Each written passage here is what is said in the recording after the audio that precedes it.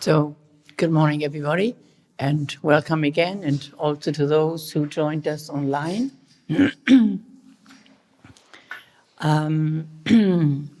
The title of today's presentation or service is History as a Record of Pioneers that Helped in the Recovery of the Realm of Heart. I've chosen a Bible reading from Matthew 22, 34 to 40. But when the Pharisees heard that he had silenced the Sadducees, they gathered together. Then one of them, a lawyer, asked him a question, testing him and saying, "Teacher, which is the great commandment in the law?" Jesus said to him, "You shall love the Lord your God with all your heart, with all your soul, and with all your mind. This is the first and great commandment. And the second is like it. You shall love your neighbor as yourself. On these two commandments hang all the law and the prophets." Now, the time we live in today is one of great turmoil, and on all levels we can watch it every day. And I understand the origins of this we find in the events at the beginning of human history. They shaped the direction of any development or progress ever since. Many of us here associate with the Unification movement decades ago because we were moved by the Spirit. We felt something that deeply resonated within our hearts. I certainly was, beyond the explanation of the divine principle and the principle of creation and the details of providential history. In addition to the facts that comprise the course of history, there are stories of people, stories of individuals. We can read in all scriptures about people that were central figures, specifically our Bible stories. And I believe here these stories become alive because it was True Father who explained to us in minute details the circumstances of the central figures in the past. Once True Father had decided and committed himself to answer the call of Jesus, asking him that he fulfill the mission Jesus left undone, our two parents and our True Father began his most incredible spiritual battle to find the fundamental root of man's happiness, of man's ideals, life, and love. He had to go back to the beginning in human history, where it all began, the tragic separation between God and his children. The pure and God-centered realm of the heart was lost, and the dynamics of human relationships in the context of the family never could develop and blossom to maturity. We understand that the family is a fundamental unit and paradigm for all evolving relationships. It is a school of all love relationships. Because of the fall of Adam and Eve, human beings had no way to understand their responsibility towards the environment, the animal, plant, and mineral kingdoms. The True Father's struggle to restore the foundation of heart, I believe, was also the struggle of Heavenly Parent. We are motivated to study the stories of well-known people and perhaps lesser-known ones in the past. They are the heroes. Central figures in ancient history, like Moses, Abraham, and the 3 generations of his family, are the core movers in providential history. And we can also include the prophets of the Old Testament times, and so many more, even within the last 2,000 years. Though Heavenly Parent was traumatized watching the reality of the fall, how could he digest it? God started a new dispensation to find the root he had tried to implant into Adam and Eve. It was a central point of the dispensation through which God has been guiding history until today, to find the root of all ideals, the root of life and the root of love. Let us take a moment to reflect on this. It is connected to our heart, the motivation for everything we do, think, and feel. It is the way God is trying to implant his hopes, his ideals, and his desires into us. It is, I believe, essentially related to inheritance and lineage. Saints and sages of the past have shed tears and sacrificed themselves for the will of heaven. And through that, they contributed in preparing the foundation for the coming of the Messiah. But did they really understand the circumstances and situation of heaven? Their stories are part of the hidden root, and that sprouted through countless ups and downs, tribulations and difficulties, until the time when they are established as the perfected root. Abraham made it possible for Jesus to be established as a perfected being. How? How did was it accomplished? We are told Abraham had a virtuous character. He did not betray the will of heaven. He did not evade any situation, but overcame, even when the era was laden with vice. In fact, he felt heartbroken about the cities of Sodom and Gomorrah and appealed to heaven on behalf of the people. His distressed heart was determined that if he could establish one fixed standard that could turn even evil people towards God, he would cling unto it and never change. The family of Abraham, the ancestor of faith, was promised a blessing.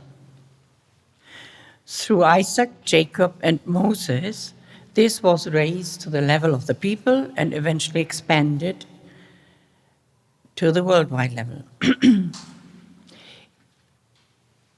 If there had been no loyalty and faith in Abraham that had deeply penetrated into heaven, then there could not have emerged a relationship on the earth that could create a bond of heaven and with heaven.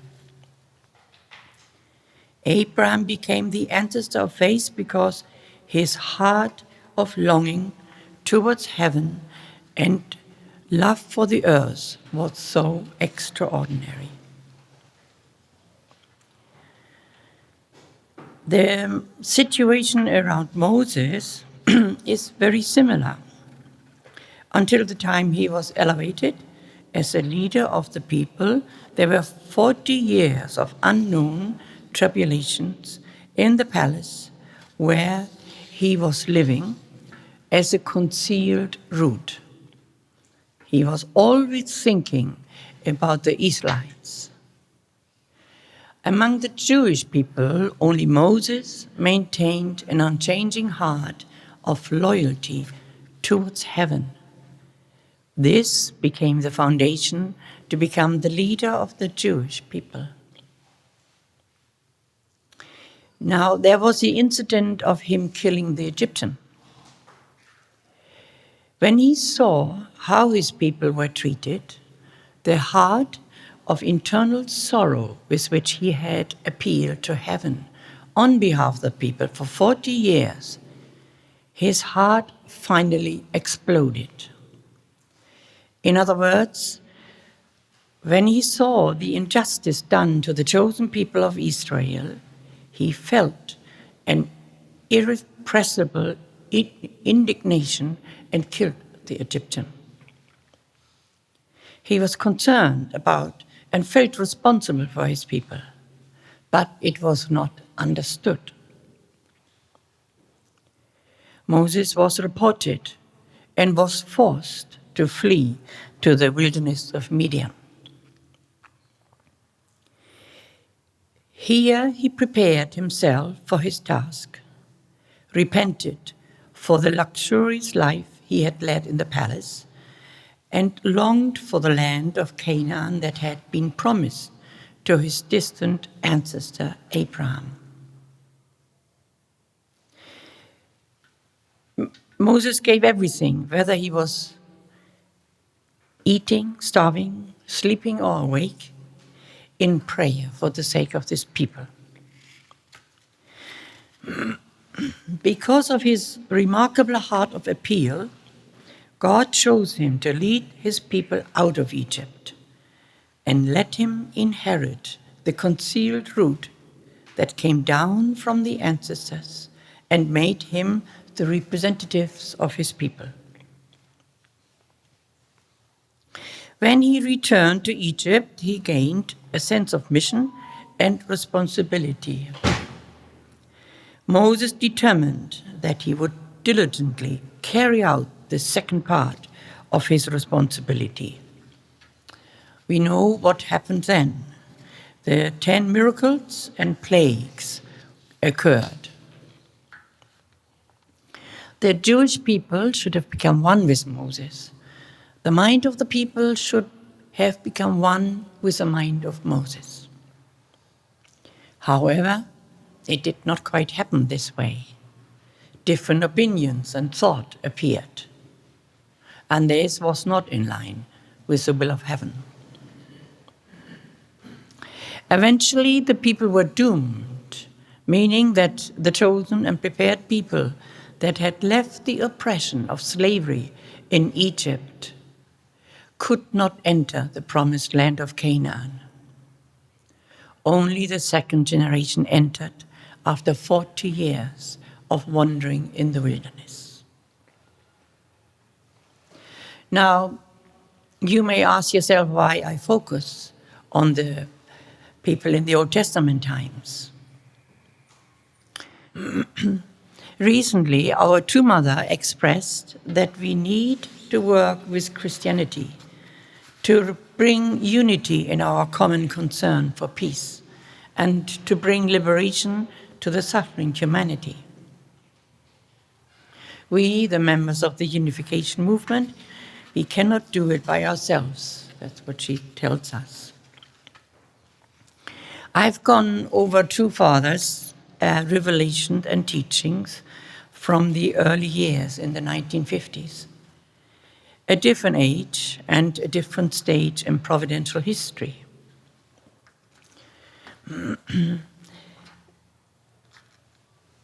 Nonetheless, it is through our True Father that we are blessed with an understanding of the artistic content of the forefathers.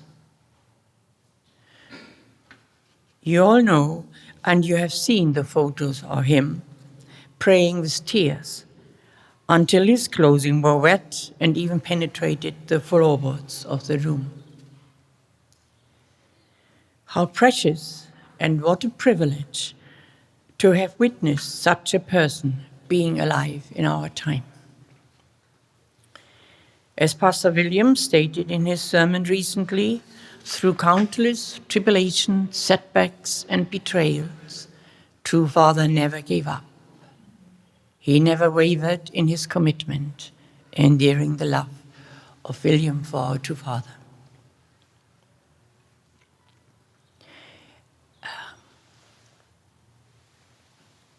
And now we have true Mother guiding us with a promise before heaven and true Father to accomplish the will of heaven, no matter what. Will we ever understand her fully?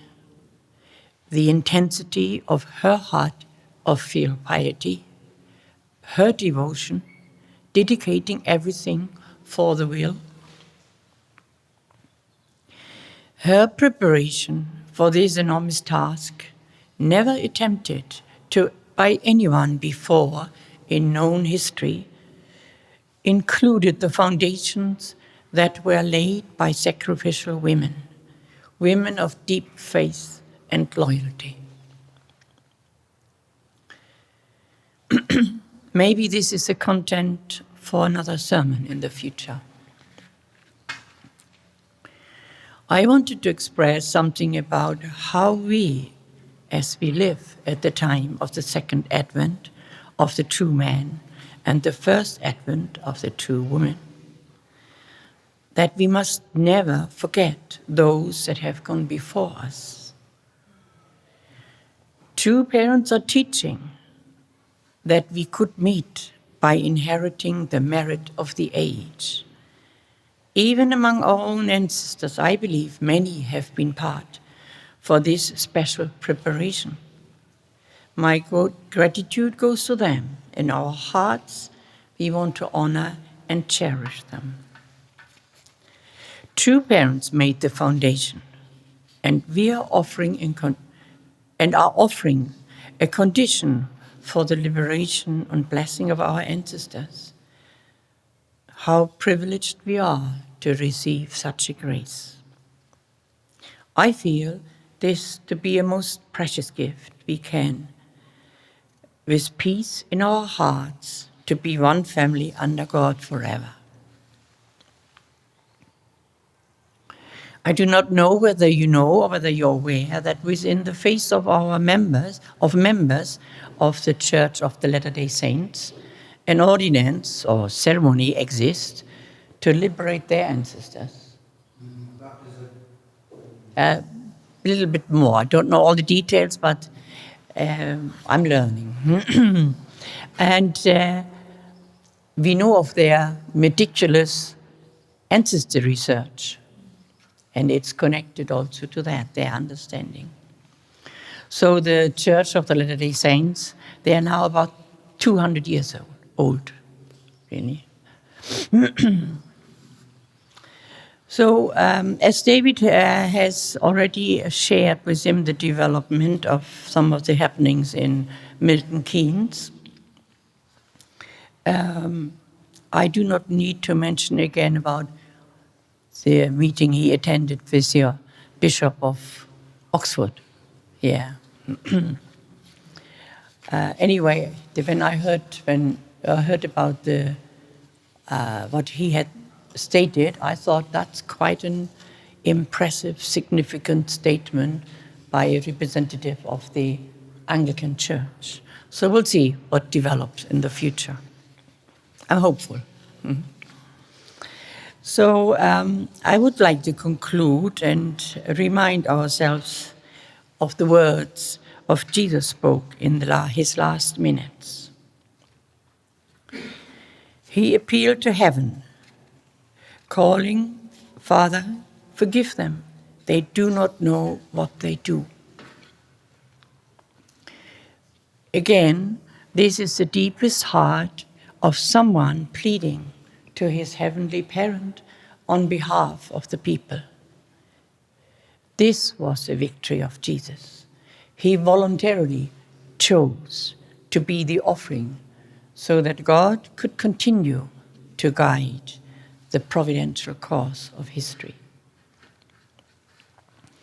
We today are followers of our true parents and all these precious people of history.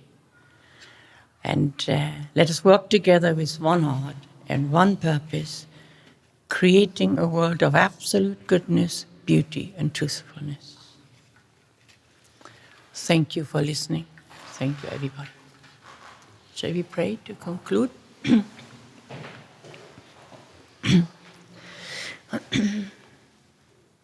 Our dearest Heavenly Parent and our true parents, we come with open hearts before you, hearts of gratitude and deep admiration also that you have persevered throughout the incredible course of history, trying to find your children who were lost right at the beginning.